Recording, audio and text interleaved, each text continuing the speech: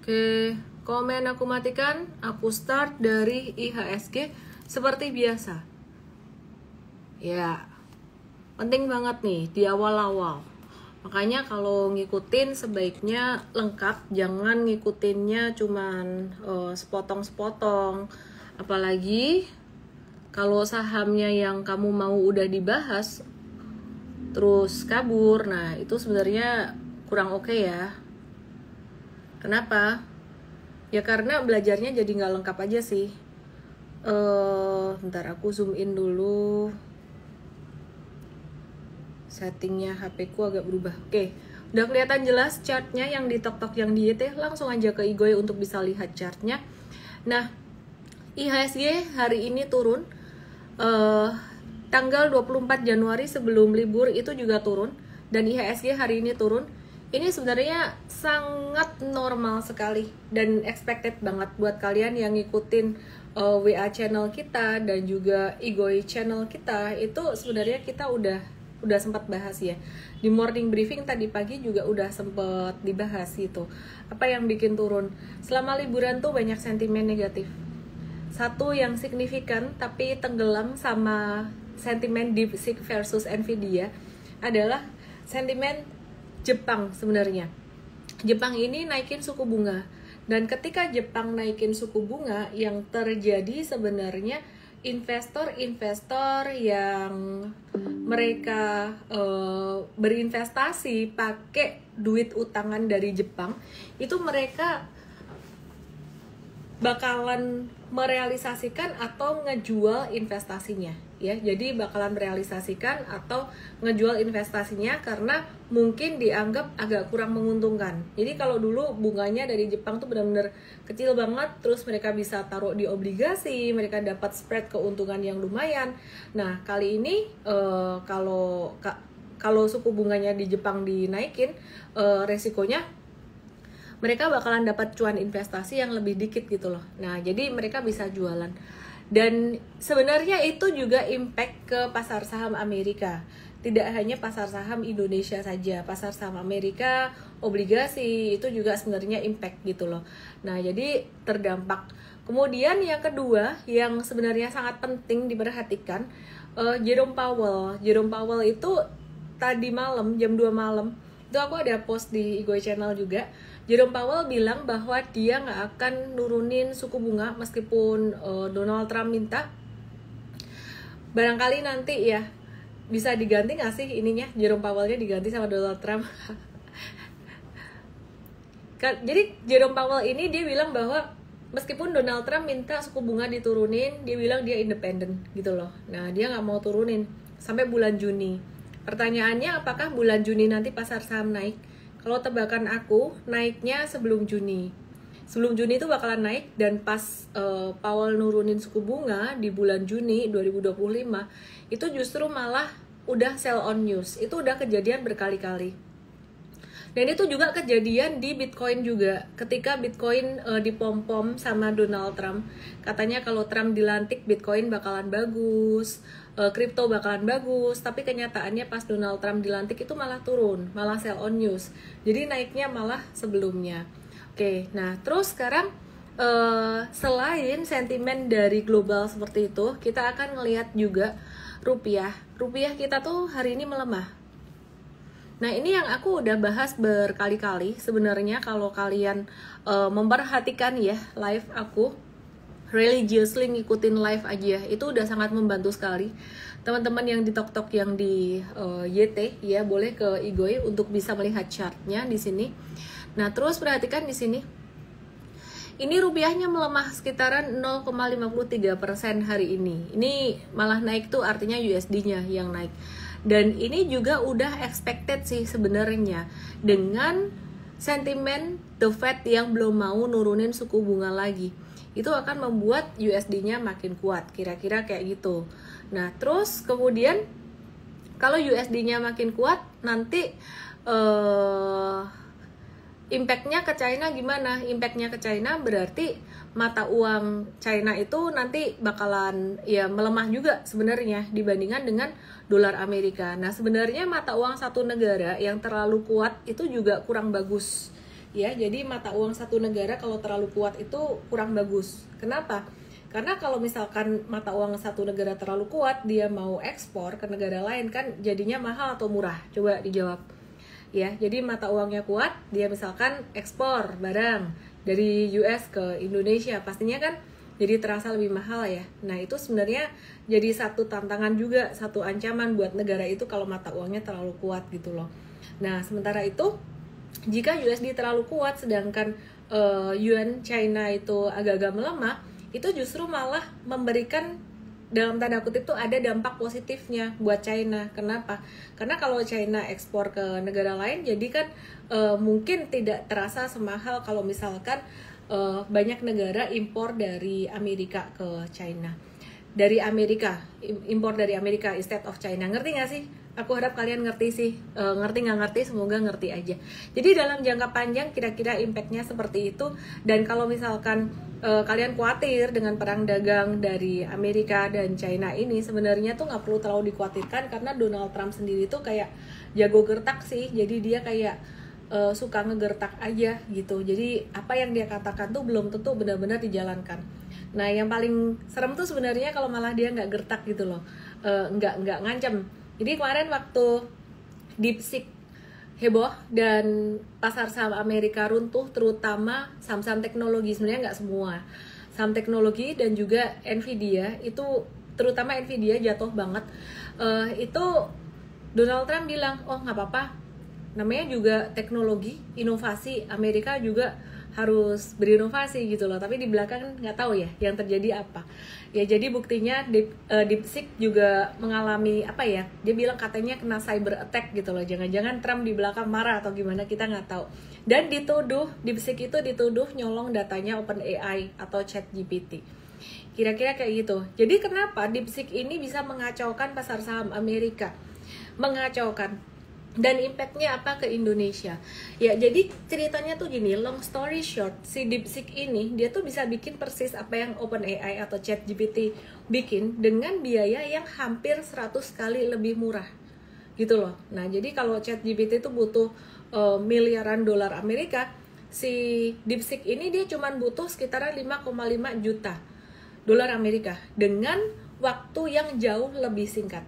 Nah, jadi dengan waktu yang jauh lebih cepat dan karyawan yang jauh lebih sedikit gitu loh.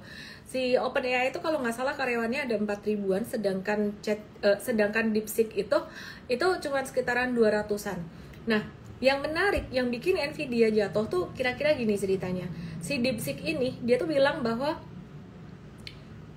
kita tuh pakai chipnya jauh lebih sedikit daripada OpenAI ataupun penyedia AI yang lainnya lah, kira-kira kayak gitu. Nah kalau dia pakai chipnya dikit, berarti itu membuka peluang teknologi baru untuk AI menggunakan chip yang jauh lebih sedikit. Kesimpulannya, Nvidia yang tadinya kebanjiran order untuk beli chip ya, jadi perusahaan-perusahaan AI itu beli chip ke dia over demand, bisa jadi ke depan jadi demand-nya tidak sebesar itu, bisa jadi oversupply. Nah, sebenarnya investor nih mikirnya sangat simpel sekali, cuman kayak gitu. Supply and demand. Kalau demand-nya berkurang dan supply-nya menjadi semakin banyak, nah itu bisa membuat revenue atau pendapatan Nvidia tuh turun. Nah, kalau pendapatan Nvidia turun, yang terjadi apa? Pastinya juga laba perusahaan berkurang. Dari situlah langsung dalam 48 jam Nvidia jatuh banget. Nah pertanyaannya, Nvidia ini bakalan naik lagi atau enggak sih? Kita bahas nanti ya pada tanggal 1 Februari. Caranya bagaimana menganalisis di Basic Super Trader jam 10 pagi. Langsung aja DM aku kalau kalian nggak bisa ngapalin URL ini, emtrade.id/live. Itu URL-nya gratis ya, senilai 500.000 tapi gratis buat kamu yang nonton live ini gitu. DM aku boleh tulis BST atau Basic Super Trader. Oke, itu cerita tentang yang di luar sana yang terjadi pada saat libur kemarin. Dan impact-nya apa ke Indonesia? Impact-nya sebenarnya lebih ke kebutuhan, makanya ada kaitannya dengan nikel ya. Jadi kenapa saham-saham metals, nikel itu jatuh. Nah, nikel dan metals itu sangat dibutuhkan sekali untuk pembuatan chip AI. Nah, jadi kaitannya di sini nih. Nanti kalau DeepSeek bisa membuat satu teknologi yang baru, maka kompetitor-kompetitor yang lain mungkin bisa membuat hal yang sama juga dengan kebutuhan chip yang lebih sedikit, maka dibutuhkan nikel yang lebih sedikit juga. Nah, logikanya ke situ. Jadi kira-kira untuk saham-saham nikel sendiri gimana? Ya udahlah sementara cut loss dulu aja gitu. Jadi di M-Trade tadi juga ada cut loss untuk beberapa saham metals, kira-kira gitu ya. Nah, sekarang aku mau bahas untuk big banks-nya, teman-teman yang di Tok-Tok yang di YT. Boleh langsung ke Igoy untuk bisa melihat chart-nya. Hari ini investor asing tuh ada net foreign sale sebesar 788,9 miliar. Di pasar reguler yang paling banyak di net sale asing adalah saham BBCA sekitaran 385,9 miliar, BRI 114,4 miliar, Astra International 49 miliar, TPIA dan Antam itu masing-masing 45,5 miliar dan Antam 44,5 miliar. Pertanyaannya, kenapa BCA turun? Kenapa BCA dijual asing? Jawabannya tuh sebenarnya saya udah bahas beberapa hari yang lalu, tapi aku akan ulang lagi. Satu aja, simple. Investor, analis, konsensus maunya BCA itu pertumbuhan labanya 14%. Tapi kenyataannya pertumbuhan laba BCA pada full year 2024 meskipun masih bagus, meskipun paling bagus di antara 3 perbankan besar yang lainnya, pertumbuhannya ternyata di bawah konsensus analis 12,7%. Jadi kalau ngelihat data itu bukan cuma naik turun ya. Jadi ngelihat data itu dibandingkan dengan konsensus analis. Nah, bagaimana dengan BCA di dalam jangka pendek ini? Jadi kalau ngelihat BCA, aku coba kasih lihat chart teman-teman yang di Tok-Tok yang di YT, langsung ke Igoy aja biar kamu bisa ngelihat chartnya. Karena beberapa waktu yang lalu orang bingung BRI, terus kemudian bingung panik, kemudian bingung BCA. Aku harap teman-teman bisa belajar lebih detail tentang sistemnya. Kalau di live kayak gini tuh aku ngebahas kayak day to day-nya saham ini itu the what. You have to understand the why and the how. Caranya kita sering banget bikin webinar yang diskon habis atau bahkan gratis. Jadi tanggal 1 Februari jam 10 pakai URL ini. Kalau nggak pakai URL ini nggak bisa gratis. Itu emtrade.id_live atau DM aku BST, Basic Super Trader. Oke ya, aku mau kasih lihat chartnya BCA sekarang. Teman-teman yang ada di Tok-Tok yang di YT, langsung aja ke Igoy untuk bisa lihat chartnya. And I'm very excited, aku lagi ajarin anakku yang gede, kebetulan dia udah cukup umur untuk buka account sendiri. Dan ya anyway, dia mau ulang tahun, aku kayaknya kepengen kasih angpau dia buat bisa beli ini. Dan angpau dari Cynthia kemarin kalau misalkan dia mau ya, gitu loh. Jadi caranya aku ngomong ke anak aku gimana, I have a plan, malam ini aku pengen ngomong sama dia, jadi belum gitu loh. Aku pengen ngomong sama dia bahwa taruh duitmu yang sesiapnya kamu, kalau misalkan duitmu itu bisa dapat uang, tapi kalau duitmu itu hilang, padahal nggak mungkin hilang juga gitu, hilang atau rugi, itu kamu nggak boleh lagi minta mama, nggak boleh minta tuker. Kan anak zaman sekarang ya, kalau misalkan duitnya habis atau gimana kan enak aja langsung mah minta ya, nanti kalau rugi minta, jadi nggak berasa psikologinya. Jadi saya mulai mau mengajarkan dia psikologi di saham itu gimana, rasanya gimana, untung dari duit dia sendiri, rugi dari duit dia sendiri, biarin dia ngerasain. Justru guru yang terbaik adalah dia ngerasain semuanya itu. Oke ya, aku langsung ke chart teman-teman yang di Tok-Tok yang di YT, langsung ke Igoy untuk bisa melihat chartnya Igoy aku, YNSTAGRAM aku, EllenMay_official. Hari ini BCA jatuh banget di 9.050. Kenapa? Seperti yang saya sudah kasih tahu. Nah, 24 Januari ini karena BCA itu dia laporan keuangannya, labanya meskipun 12,7% pertumbuhan labanya. Pertumbuhan loh, bukan labanya itu, pertumbuhannya. 12,7% bisa itu bagus, tapi di bawah harapan para investor atau para analis maunya di 14%. Ya bisa-bisanya aja lah mereka cari alasan profit taking gitu ya, kira-kira gitu. Nah terus kalau diperhatiin BCA ini dia nggak naik tinggi dibandingkan dengan BRI dan kawan-kawan, dari sempat dari angka 38 terus naik tuh naiknya lumayan tinggi beberapa waktu yang lalu pada tanggal 15 Januari. Tepatnya 15 Januari ini BCA kayak naiknya sideways aja. Sedangkan BRI dan kawan-kawan naiknya lumayan tinggi gitu. Terus ini hari malah turun lagi. Kenapa? Ya karena sentimen-sentimen global yang tadi aku udah bahas, dari The Fed belum mau nurunin suku bunga, terus malah Jepang naikin suku bunga, yang carry trade orang investasi sambil ngutang dari Jepang tuh mereka pada jual-jualan. Bisa nggak sih mereka carry trade di BCA? I don't know, maybe bisa aja gitu loh. Terus selain itu faktor USD melemah. Nah, jadi 3 faktor ini tuh yang bikin BCA turun sebenarnya. Tapi sebenarnya kalau aku di BCA ini, view aku tuh bukan trading. View aku belum ke trading gitu. Karena ini trennya turun, mau apa yang di tradingin? Aduh, copot ininya, webcamnya sebentar. Taruh dulu webcamnya. Oke, ya jadi nggak trading ya. Jadi sekali lagi tolong jangan di compare nanti kejadian BRI terulang lagi, kamu bingung lagi. Karena dulu waktu saya ngoceh nyanyi BRI, karena kamu minta aku nyanyinya BRI gitu loh. Ketika aku nyanyinya lagunya BRI ya, itu banyak yang langsung compare ke orang-orang influencer yang nyanyinya tuh, singingnya tuh lagunya lagu scalping, terus lagu saham-saham yang bukan saham investing, itu kayak lagu jazz kamu bandingin sama dangdut, lagu klasik kamu bandingin sama Caca, Tango, bagusan mana ya kan, gak nyambung toh. Nah, aku kasih disclaimer sekali lagi, ini tuh aku ngomong dalam konteks investing gitu loh, long term investing ya. Nah, jadi kalau long term investing, there is nothing wrong, nggak ada yang jelek sama sekali dengan BCA. Aku nggak mau lama-lama bahas ini karena nanti teman-teman yang udah expert yang ngikutin aku khawatir mereka nggak terakomodir kebutuhannya untuk saham-saham yang lain gitu. Jadi BCA di sini ya, the worst case scenario itu bisa sampai di MA50 tuh, nah kalau angka saktinya di BRI waktu itu tuh aku pakai 3.800, itu dari MA 100 monthly pas Juni 2024, aku pakai angka saktinya BCA ini di 8.425 atau 8.500. Angka ini angka best price. Kalau dia kejebol sedikit ya, palingan sampai 8250 dikit terus naik. Waduh gila, masa bisa jatuh sampai di situ sih? Udah deh, aku kalau gitu aku mau nawar sepelit-pelitnya di situ. Jangan sampai nanti kalau angka ini nggak kena, kan aku bilang the worst case scenario. Jadi be smart ya. Be smart itu pinteran dikit gitu loh. Mohon maaf gitu loh. Karena apa?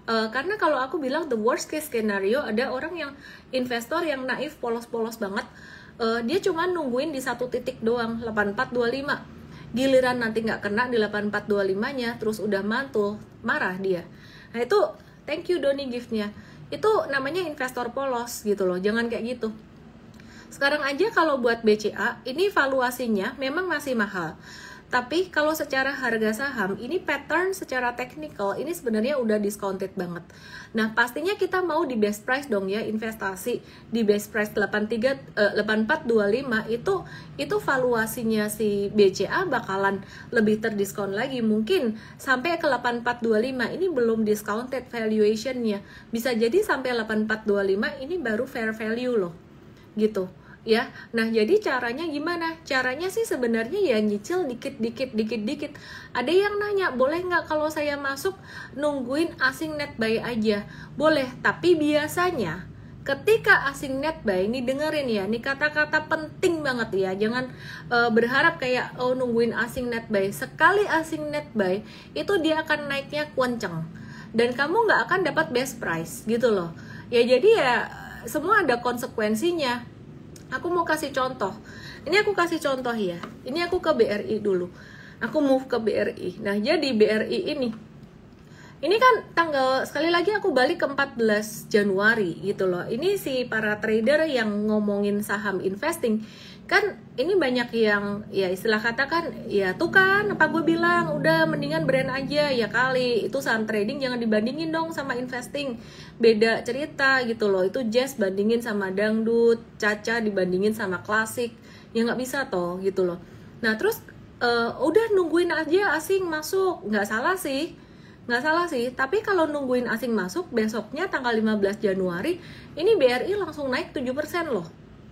Begitu ada sentimen positif, teman-teman yang ada di TokTok yang di YT ke Igoi aku _official, begitu ada sentimen positif itu dia akan langsung ngegas. Nah kamu nggak boleh pelit-pelit banget juga. Kalau memang udah komitmennya, ya udah tar gue nunggu asing masuk deh, ya udah nggak usah nyesel di 38 nggak dapat gitu loh. Ya mungkin kamu sempat bingung cut loss di 38 terus ngikutin kata orang yang udah lu nungguin asing masuk aja gitu, ngikutin kata orang yang begitu, ya udah dengerin gitu loh. Nah, besoknya asing masuk, mau nggak buyback di 4080? Nggak mau. Wah, nggak konsisten dong. Mau pakai cara apa? Cara valuasi atau cara nunggu asing masuk atau cara technical? Itu harus konsisten. Kalau enggak, kamu akan terombang-ambing. So, understanding the why is very important gitu ya. Nah, balik ke BCA. Nah, kita kembali ke BCA lagi. Intinya BCA ini nggak ada apa-apa gitu loh. Cuman kalau modal kamu terbatas, kamu mau nungguin sampai 8425, aku disclaimer dulu ya, belum tentu kena gitu loh. Kayak BRI yang waktu Juni kemarin, aku anticipate 3838. Kenanya lama di Januari 2025 gitu loh. Nah, jadi mau nyicil dari sekarang silahkan, mau nunggu di best price 8425 kalau modalmu terbatas silahkan, semuanya ada plus minusnya. Kalau kamu mau nyicil sekarang berarti average-mu tidak akan sebagus yang dapat di bawah. Tapi kalau misalkan kamu nungguin di bawah di 8425, kamu punya konsekuensi nggak akan dapat di best price-nya. Miss, coba dong di Terawang diprediksi dia bisa jatuhnya bulan ini bottom sampai berapa. Ya, nggak ada yang namanya dukun saham ya. Kamu mau nanya investor segede apapun, sehebat apapun, mereka juga nggak bisa nebak harga sampai yang pas-pasan kayak gitu, apalagi ini saham yang liquid. Kira-kira kayak gitu aja. Menurut aku nggak ada yang perlu dikhawatirkan dengan BCA. Kalau misalkan kamu belinya ketinggian di 10875, kayaknya kamu perlu ikut invest dulu deh gitu ya. Jadi kita nggak mau kalau suruh beli saham perbankan dengan valuasi setinggi itu. BCA pun kita udah nggak entry lagi. Ini aku cuman ngasih tahu anakku yang dia belum punya BCA untuk dia nunggu sedikit demi sedikit gitu ya. Aku ngajarin anakku dengan, kalau misalnya ngajarin gimana ngajarin anakku ya, anakku nggak bisa ngomelin saya gitu loh. Ngomelin saya omelin balik gitu kan. Mama udah bilang, mama nggak mau tukerin duit kamu gitu ya. Jadi saya akan kasih tahu gitu loh. Jadi kalau turun sampai segini kamu jangan ngoceh ya nak. Oke, masuk dikit-dikit aja, dikit-dikitnya dia dan dikitnya Anda mungkin beda dong. Ya namanya juga anak-anak, satu lot buat dia mungkin udah gede dari duit angpaunya. Oke ya. Terus kita mau move BCA. I hope teman-teman udah understand. Jadi kayak ini bukan saham trading, tapi kalau untuk investing sih aku sih ngajarin anakku nyicil sih ya gitu loh, nggak peduli sampai best price atau enggak. Oke, terus sekarang kita ke BRI. Nah, BRI itu nothing different. Analisisnya nggak ada yang berubah dengan last week sebenarnya. Nah, BRI ini sebenarnya kalau kalian yang kemarin sempat nyesel nggak dapat di harga bawah, ya ini adalah kesempatan yang bagus. Sebenarnya pas BRI naik di 23 Januari itu kita ada broadcast ya, kita kasih tahu bahwa ini jangan dihajar, udah pasti akan ada retracement. Aku nggak tahu kamu ngikutin atau enggak. Even di sarana yang kita kasih gratis pun kita ada kasih tahu tuh di Igoi channel, itu kita ada kasih tahu gitu ya. Kita kasih tahu jangan masuk di 23 Januari itu udah ketinggian. Jadi akan ada retracement dan ini angka 4090 kita garisin di sini. Ya ini normal retracement. Kira-kira besok bagaimana? Kalau besok ada koreksi, aku lihat sih koreksinya bakalan terbatas aja. Yang ngarep sampai ke 38 kayaknya udah agak sulit sampai ke 38. But who knows? Kalau jebol di bawah 38 itu udah susah banget ya. Jadi 39 4000 kemungkinan masih bisa dikasih, tapi kalau 38 udah susah. Terus kalau long term investing itu nggak terlalu price sensitive, jadi nggak harus pas 38 juga. Ininya nggak ada yang berbeda, dan sekarang ini BRI juga masih sama. Dia lagi di MA 100-nya. MA 100 monthly itu ya gerakannya bakalan sebulan ini kira-kira di situ. Nanti bulan depan baru akan gerak dikit-dikit, namanya juga pakai monthly chart for investing. Oke ya. Nah, sekarang yang investing udah oke. Terus aku mau kasih tahu BRI itu besok keluar laporan keuangan sama Bank Mandiri. Pengalaman ngelihat BNI dan BCA dua ini pertumbuhan labanya dua-dua di bawah ekspektasi atau konsensus analis. Jadi besar kemungkinan BRI dan Bank Mandiri ini pertumbuhan labanya juga bakalan di bawah konsensus analis. Nah, jadi kemungkinan besar BRI-nya bakalan bisa dikasih diskon. Kecuali besok tiba-tiba aku salah nih nebaknya, karena aku ngelihat dari BCA dan BNI kan ya, di bawah konsensus analis. Nah, ternyata misalkan besok BRI keluar laporan keuangan pertumbuhan labanya lebih tinggi daripada konsensus analis, tuh dia bisa naik gitu. Kemungkinan besar sih kalau aku perkirakan di bawah konsensus analis, karena lambat banget tahun kemarin dan tahun ini.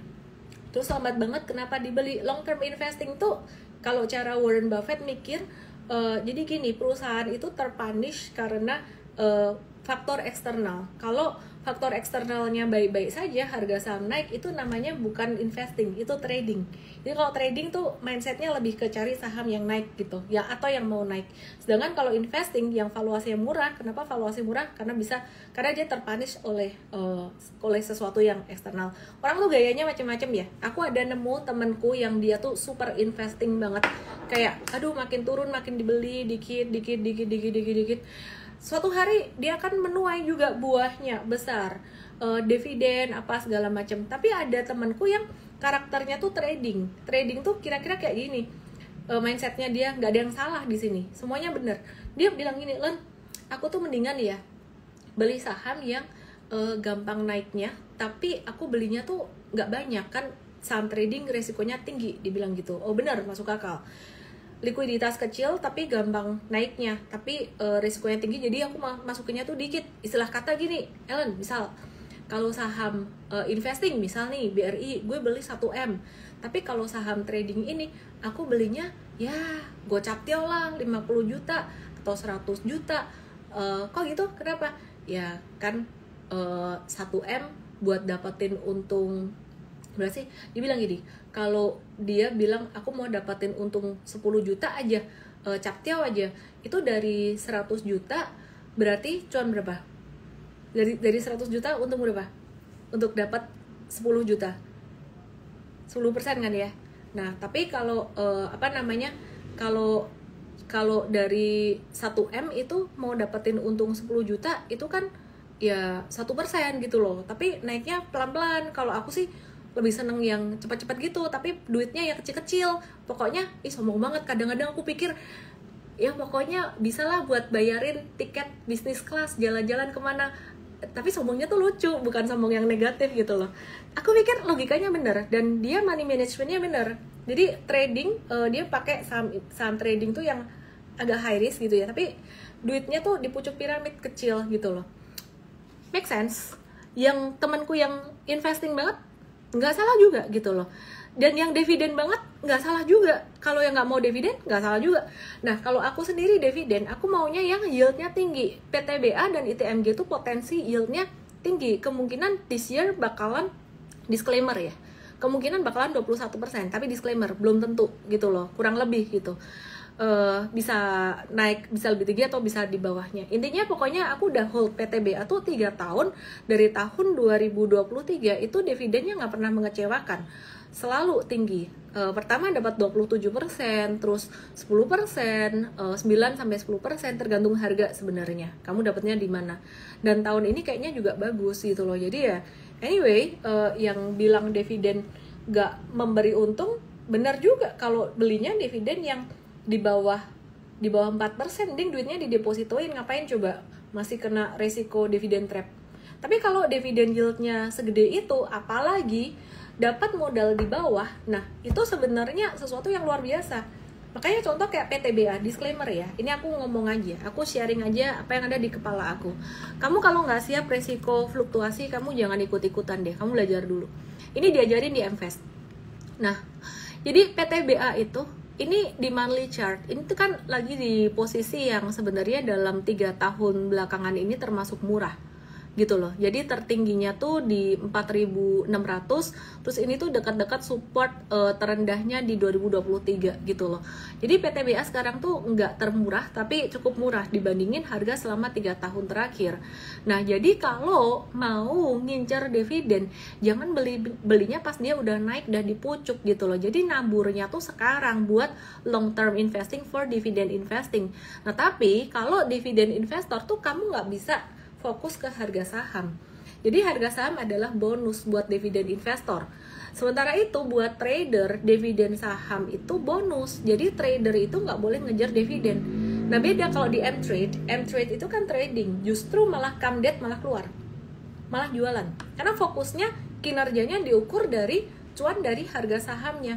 Beda sama M-Vest. M-Vest itu untuk investing, dan kita belakangan sejak 2023 itu ada materi tentang dividen investing. Nah, kinerjanya diukur dari mana? Dari jangka panjang. Nangkep ya? Yang nggak nangkep belajar dulu. Semoga nangkep. Oke, disclaimer teman-teman, intinya semua yang aku sampaikan ini bukan menyuruh kau beli atau jual sesuatu. Dari BCA BRI ternyata aku jadi belok ke PTBA. Sekarang aku mau, tadi aku cuma mau warn BRI kalau misalkan besok kinerjanya di bawah ekspektasi bisa turun gitu aja. Yang di TokTok di YT rame banget, langsung ke Igoy aja @official biar kamu bisa lihat chartnya. Oke, sekarang ke saham trading. Oke ya, trading tuh cut loss. Oke, sekarang kita lihat untuk LSIP. Aku mau kasih tahu dulu trading itu high risk. Apapun. Ya, kalau buat Ellen udah nggak high risk. Tapi kalau buat teman-teman yang di luar, secara umum aku akan kasih tahu itu high risk. Kenapa? Kamu harus belajar dulu. Kalau aku punya saudara, aku punya teman yang dia sama sekali nggak terbiasa ngelihat chart, ngelihat market kayak gini. Dia nanya aku, mau trading? Aku tanya dulu, mau belajar nggak? Most likely jawabannya mau. Tapi setelah saya tanya, kamu mau nggak nonton e-course aku? Dedicated sehari 20 menit, sehari 30 menit, diem dia. Punya waktu nggak? Mau make time nggak? Yang awalnya mau terus mulai diem. Kalau nggak, berarti aku arahin ke investasi yang sesuai dengan dia punya profile. Oke ya. Nah, sekarang aku mau bicara tentang saham trading. Ingat, aku nggak lagi suruh kamu ikutan beli ini. Kalau kamu mau belajar trading, kamu harus belajar yang benar. Nggak boleh asal-asalan, sistem trading. Dan kamu nggak boleh cuman asal main nanya influencer sana, influencer sini, saham ini gimana, saham itu gimana. Terus kalau pas lagi cuan, kamu puji influencer ini itu termasuk saya. Tapi kalau pas lagi rugi, kamu marah-marahin mereka atau marah-marahin saya, ya nggak ada ruginya sih kamu puji atau kamu marahin tuh nggak ada ruginya gitu loh. Kecuali punya kebutuhan untuk dipuji, nggak ada ruginya, nggak ada untungnya, tapi ruginya justru di diri sendiri yang bikin malah bingung. Oke ya, yang di TokTok dia teh langsung ke Igoy. Aku mau bahas saham trading. Disclaimer teman-teman semuanya, bukan untuk ajakan beli jual. Harga CPO kena support banget dan mulai mantul. Dan tadi kita banting setir dari saham metals ke saham CPO, di mana M-Trade udah ada masuk beberapa hari sebelum ini di 13 Januari kemarin, dan itu ada pattern double bottom untuk LSIP ya. Jadi kalau melihat secara hari itu kayaknya telat, tapi sebenarnya kita time horizonnya lumayan gede, dan ini lagi nge-hold tanggal 30 Januari, hari ini volume naik lagi. Jadi kita lihat CPO ini bakalan mulai aktif ya, terlepas dari sentimen apapun. Kalau ngikutin sentimen gak ada habisnya. Nah terus kira-kira bakalan sampai berapa? Sebenarnya kita tuh di M-Trade, sistem trading kita tuh nggak pernah target. Sistem trading kita di M-Trade itu lebih ke melihat pembalikan arah. Jadi kalau beli, perhatiin di sini, ini kan dari tren turun ya. Terus pattern double bottom ini kan tanda pembalikan arah naik, belok naik. Nah ini kita buy. Nah nanti kalau tandanya dia udah mulai turun, udah mulai mau belok ke bawah, nah ini tanda kita ini kita mau jual gitu. Doesn't have to be kena resistance. Jadi resistance tuh buat kita cuman lampu kuning. Bisa jadi kalau dia breakout dari resistance dan dia belok ke bawah di sini, ya udah. Ketika dia belok dari ini kita jual. Kira-kira kayak gitu. Review sell kayak gitu. Nah itu untuk LSIP yang kita masih hold. Disclaimer buat semuanya karena kita ada stop loss juga yang mungkin teman-teman belum tahu untuk caranya bagaimana. Nah untuk TABG kita baru entry hari ini, dan ini saham-saham aku boleh ngomong saham komoditi itu high risk, termasuk sektor metals dan sektor komoditi batubara. Nah ini kita mau trading jangka pendek, memang resistance sekitaran 825, tapi belum tentu di 820, 825 ini dia berhenti. Bisa jadi kalau dia masih ngegas kita akan masih hold. Jadi kalau intraday kita ngelihat trading jangka pendek, kita ngelihat chart 5 menitan atau 15 menitan untuk melihat pembalikan arahnya, atau ngelihat candlenya udah ada ekor di daily. Nah itu tanda kita mau profit taking dalam jangka pendek. Teman-teman yang di TokTok yang di detail langsung aja ke Igoy untuk bisa lihat chartnya. Dan ini aku akan jelasin sistem super tradernya, aku akan jelasin di Basic Super Trader 1 Februari jam 10 di URL-nya emtrade.id garis miring LIVE. Pakai URL itu bisa dapat gretong gratis. Kalau kamu bingung URL-nya apa, nggak hafal, DM aku aja BST Basic Super Trader, kita akan kasih URL-nya. Oke ya, terus itu TABG. Nah itu beberapa yang aktif. Nah terus aku mau bahas saham yang lagi trending banget, AAD. AAD ini aku mau bahas. Oke, yang di TokTok yang di YT boleh ke Igoy untuk bisa melihat chartnya, chart saham AAD. Sekali lagi ini disclaimer, aku bukan lagi ajakin kalian beli, jadi beda kelas antara di M-Trade dengan di luar. Maksud aku beda kelas bukan gimana ya, di M-Trade ini kita udah memposisikan untuk belajar dulu ya di e-course-nya. Jadi kalau ada apa-apa, ada naik, ada turun, itu nggak kagetan. Teman-teman yang di TokTok yang di YT ke Igoy untuk bisa ngelihat chartnya AAD. Oke, AAD ini gimana? AAD ini kita ada review buy pas malam Natal 24 Desember. Jadi sebenarnya ada 2 kali review buy. Aku cerita aja apa adanya. Di 16 Desember waktu itu keluar hijau AAD. Teman-teman yang di TokTok yang di YT ke Igoy untuk bisa lihat chart AAD ini yang udah dibahasin BCA pada kabur. Oke, ya. Jadi lihat nih. Di 16 Desember ada hijau dikit di sini. Terus kemudian kita bilang masuknya dikit-dikit aja ya. Terus range tradingnya lumayan gede sih. Kali ini lumayan gede. Kita best price itu sekitaran level 7.500-an. Benar-benar dapat di bottom bawah. Nah, di bottom bawah di sini. Ini sebenarnya spekulatif juga karena kita ambilnya dari stage 1 banget. Halo, thank you yang ngasih gift di TokTok ya. Thank you banget. Oke, appreciate. Nah, jadi di 74 75-an perhatikan teman-teman yang ada di TokTok di YT langsung ke Igoy. Nah, ini M-Trade dapat di harga sekitar 74.50-an di sini sampai 79 ya. Terus beberapa udah di review sell, kita sejak tanggal 14 Januari kita udah mulai bilang oke, sell bertahap yang jangka pendek ya, sisain yang jangka menengah. Jangka menengah ada petunjuk jual untuk jangka menengah, jadi separuh di hold lah, kira-kira kayak gitu. Dan sampai sekarang untuk yang jangka menengahnya AAD ini so far udah cuan sekitaran 20-27%. Kita ada cut loss untuk saham-saham nikel, saham-saham metals, tapi ada cuan dari AAD juga. Maka dari itu sebenarnya diversifikasi itu penting ketika trading. Nah, jadi AAD mau kemana? Bakalan bisa naik sampai kemana? Prinsipnya super trader sekali lagi kita nggak menilai bakalan naik sampai kemana, alias kita nggak target. Maka dari itu super trader strategi yang kita pakai itu ada slogan atau motonya yang di TokTok yang di YT ke Igoy aja. Moto atau slogannya adalah let the sky be the only limit gitu. Nah, jualannya kapan? Jualannya ya kalau nanti dia balik arah, dailynya balik arah. Biasanya kalau yang jangka menengah kayak gitu. Nah, sebenarnya AAD ini gimana untuk jangka panjang? Jangka panjangnya buat aku sih AAD ini menarik banget ya. Karena sebenarnya ini kan dulunya ADRO ya, namanya pun juga diambil, Adaro Andalan Indonesia. Ini tuh valuasinya sampai sekarang kalau kita ngomong investing valuasinya masih murah. Terus dia potensi ngasih dividen gede juga gitu loh. Ya, jadi untuk AAD ini sementara sih kemarin saya trading aja. Aku jujur aku di AAD aku udah sell sehingga ya aku hilang barang, tapi nggak apa-apa, nanti kalau dia turun lagi aku akan buy lagi. Dan aku ikut happy kalau di M-Trade ini ada jangka menengah yang belum di review sell. Jadi teman-teman M-Trade mestinya adalah yang cuannya lebih banyak secara percentage dari saya gitu loh. Hold sampai kapan? Let the sky be the only limit, kita nggak target. 10.500 ada resistance. jadi posisi 10.500. Kalau misalkan besok dia naik lagi, kita tinggal nge-hold aja. Tapi jualannya nunggu pas belok. Jadi kalau kalian nanya saya bakalan sampai berapa, kita nggak akan jawab karena memang ilmu kita nggak target gitu loh. Nah sekarang kita ke Pani, agak mengecewakan ya, tapi ya begitulah, let the sky be the only limit. Sky batasnya apa? Nggak ada batas, batasnya kalau jatuh udah gitu aja. Nah jadi Pani ini ada yang punya target di angka 20, ada yang punya target di angka 30, ada yang punya target di angka 40. Sebenarnya suka-suka orang ya mau target di angka berapa ya. Tapi kalau aku personally, ada siapapun yang ngomong angka seperti itu, aku udah punya pendirian aku sendiri gitu loh.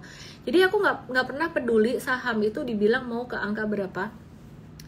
Aku bukannya nggak percaya, tapi aku juga nggak mau percaya. Gimana sih? Bukannya nggak percaya tapi nggak mau percaya, ya berarti nggak percaya dong ya. Jadi yang dipercaya apa? Yang aku percaya. Ini kata-kata ini penting teman-teman, jangan terus udah dibahas saham kamu terus kabur. Kata-kata ini penting. Satu hal yang aku penting banget adalah apa yang di depan mata. Itu yang kamu lihat yang di depan mata. Jadi kalau yang kamu lihat di depan mata waktu itu di tanggal 24 Oktober itu guyurannya lumayan, kita profit taking 145%, that's okay. Nggak sebanyak mungkin teman-teman yang cuan sampai 500% dan seterusnya, tapi kita cuan dari Pani 2 kali 100 dan 140%. Buat aku money management matters banget, bukan cuma soal beli jual saham. Jadi money management itu matters banget ya. Mattersnya itu gimana money management ini? Mattersnya itu kalau terjadi apa-apa, banyak orang yang di saham tuh salahnya adalah mikir bakalan cuan terus gitu loh. Yang aku pikirin justru sebaliknya. Ketika trading, resikonya apa? Oh, ternyata ya bisa cut loss juga, bisa turun juga, semuanya tidak sesuai ekspektasi gitu loh. Nah, jadi di sini kita udah exit. Intinya Pani sekarang gimana? Banyak yang nanya, Pani sekarang gimana? Bakalan jatuh nggak? Bakalan naik nggak? Aku nge-flow aja sih. Gak mau prediksi yang sampai gimana-gimana, ngeflow aja. Beberapa hari yang lalu kalau kalian ngikutin live, aku pakai support 9625 dan udah tersentuh juga di low-nya 9850 ya. Jadi sekitar 95 96 ini nggak kesentuh deh, tapi low-nya di 9 berapa ya? Di 9850 tanggal 24 Januari. Tapi waktu itu aku nggak ada bilang naik, jadi aku nggak mau mengakui hal yang tidak aku iniin. Pokoknya aku bilang bisa jatuh sampai sekitaran 96, kurang lebih di situ ada supportnya. Nah, bagaimana kondisi Pani sekarang? Apakah Pani sekarang udah aman, udah balik ke masa akumulasi? Mungkin ada yang bilang, ini kan naiknya volume gede ya. Hari ini, jadi tanggal 24 naik volume gede ya. Hari ini kan turunnya volumenya kecil. Jangan-jangan dia sudah akumulasi. Menurut aku too early kalau bilang dia akumulasi. Miss, kalau misalkan besoknya naik lagi gimana? Kan kita nggak punya barang. Ya sudah, biarin saja. Kenapa harus punya barang di sini? Mindsetnya harus santai sesantai mungkin. Begitu mindsetnya FOMO, nah itu hasilnya jadi nggak bagus. Mindsetnya adalah YOLO tuh apa? You only need one. Sebenarnya nggak one juga sih, maksudnya tuh cukup aja gitu loh. Nah sekarang aku mau move ke instrumen lain. Sebenarnya kalau kamu bisa baca chart, bisa pakai strategi super trader, yang kamu bisa pelajari di 1 Februari jam 10. DM aku untuk dapatkan linknya gratis, BST ya, DM aku. Nanti aku akan kasih DM-nya ke Igoy, jawabnya lebih cepat. Igoy aku @LME_official. Nah, jadi kalau mau linknya catat sekarang boleh juga, EMTRADE.ID_LIVE. Aku mau kasih lihat sesuatu yang menarik buat kalian. Ya, jadi tidak semua saham US itu turun. Oke, perhatikan ini. Ini aku ada iseng-iseng post pas kemarin lagi liburan, aku ada post di Igoy channel. By the way, untuk M-Trade kita mau bikin update-nya buat M-Traders tanggal 2. Buat non-M-Traders bisa nggak sih ikut? Bisa, nanti lihat aja story Igoy aku deh. Lihat story Igoy aku, ntar aku bakalan kasih tahu namanya, event kita namanya Cryptofolio ya.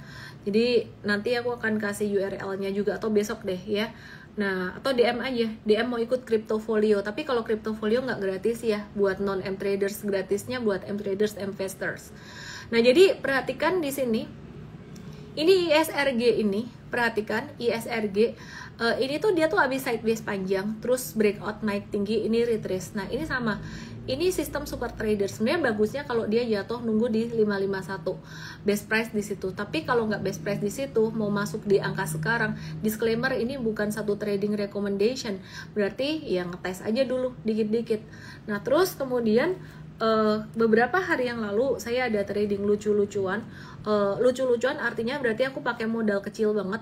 Royal Caribbean pas dia breakout di sini ya, aku ada post waktu itu di Igoi channel aku, dan sekarang udah cuan lah, cuannya kayak masih single digit, kayak sekitaran berapa persen ya, mungkin ada sekitar 5%-an kali ya, kurang lebih 5%-an, dan udah mau profit taking juga, jadi jangan dibeli langsung. Oke, terus ke kripto. Nah ini aku mau kasih lihat pattern yang cakep sebenarnya, karena di saham ada pattern cakep tapi aku nggak post dulu di live karena khusus untuk M traders gitu ya, ada satu yang cakep.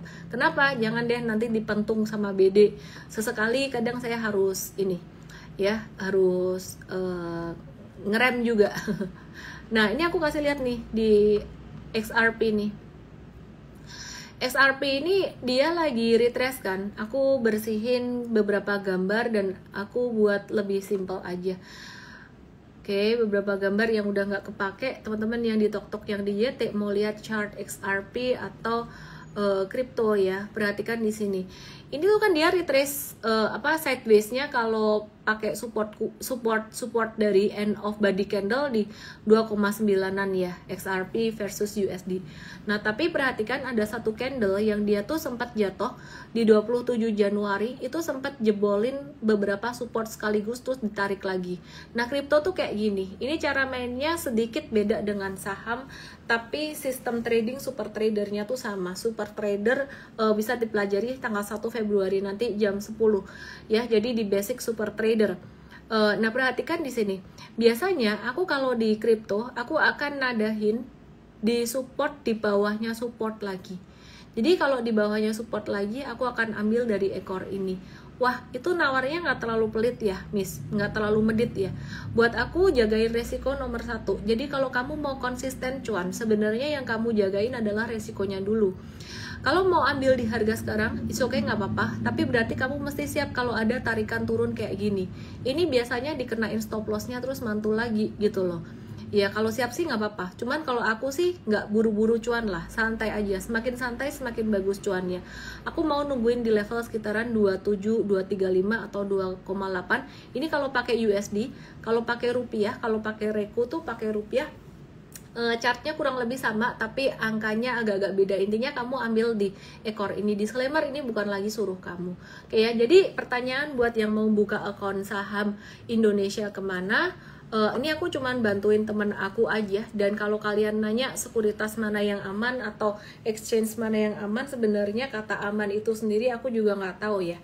Kalau aman dari hacker atau gimana itu di luar kendali saya gitu loh. Tapi kalau aman secara RDN mah semuanya juga sama.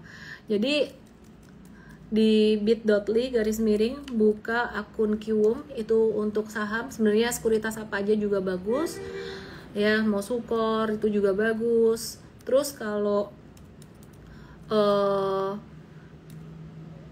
kripto dan US stocks, aku kalau ngelihat Reku itu dia secara user interface-nya tuh oke. Jadi di bit.ly / buka akun Reku pakai URL ini, kira-kira kayak gitu. Ini ya sih sebenarnya kamu mau buka akun di mana aja tuh sebenarnya nggak masalah. Yang paling penting kamu belajar dulu. Jangan lupa aku kasih webinar gratis untuk belajar basic super trader tanggal 1 Februari jam 10 pagi. URL-nya ada di emtrade.id/live. Kalau kelewat URL ini bisa DM aku BST emtrade.id/live ya. Kira-kira itu yang aku mau sampaikan. Jadi nggak usah pusing lagi buat BCA, BRI besok kalau laporan keuangannya di bawah ekspektasi bakalan turun ya.